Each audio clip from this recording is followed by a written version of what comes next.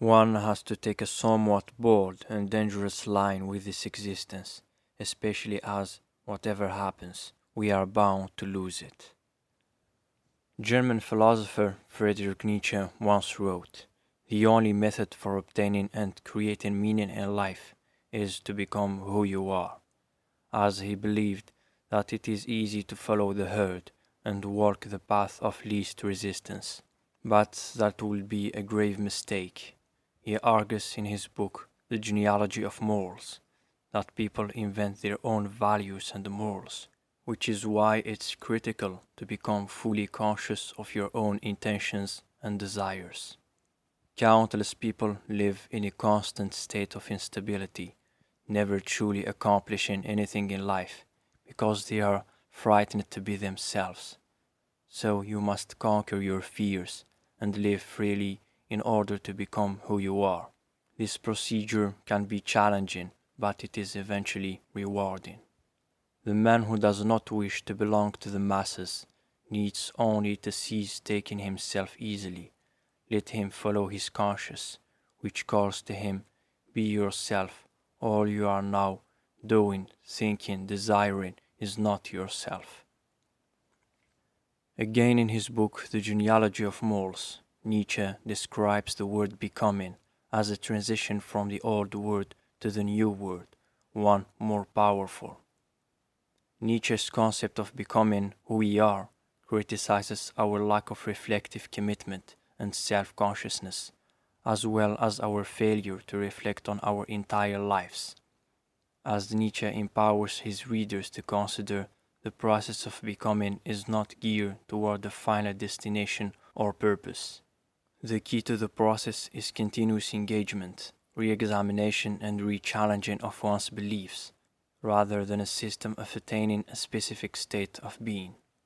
He criticizes the staleness and sickness caused by a lack of change, as well as the regression or corruption caused by interrupting the process of becoming, and precisely that process entails a conscious awareness and critical examination of our will to power. Nietzsche believed that will is the ability to give meaning and interpret. Will to power serves to turn chance into intention, create values, and make things thinkable. We exercise our will to power by becoming self-conscious and self-critical, and thus have the potential to establish ourselves, our lives, and our futures. According to Nietzsche, pleasure and suffering are two different aspects of the same coin. Nietzsche claims in the second aphorism of the Gay Science that the vast majority of people lack an intellectual conscience. They pass judgment without critically engaging. They depend heavily on their own preconceptions and socio-cultural prejudices, and they reject questioning the motivations behind their actions and thoughts. As he says, they do not have a desire for certainty. Nietzsche criticizes the majority of people's lack of self-reflexivity, which allows them to avoid responsibility and hide behind their flaws. As he quotes, "You have no idea what you are experiencing. You run through life as if you were drunk, and once in a while fall down a staircase."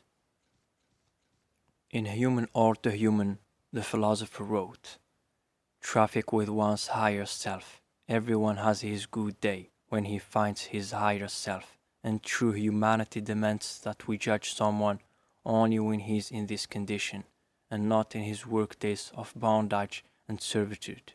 We should, for example, assess and honor a painter according to the highest vision he was able to see and portray, but people themselves deal very differently with this, their higher self, and often act out the role of their own self to the extent that they later keep imitating what they were in those moments. Some regard their ideal with shy humility and would like to deny it. They fear their higher self because when it speaks demandingly." Nietzsche always pointed out to the word herd as a group of people whom you are living with, but mostly to describe weakness and fear, and emphasizes that no person on earth can get into the specific state of the higher self when he is still living around that society.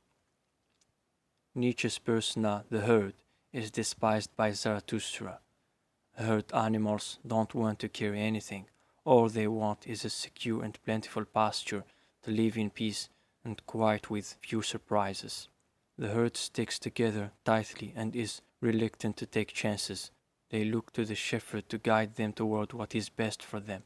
But you, as a seeker of true self, you need to go through a fresh change in order to free yourself and define your own meaning and destiny. Finally, the modern philosopher says if we can only unlock the strength to find a why, we can bear almost anyhow, including the mastery of the true self. For your true self does not lie deeply hidden within you.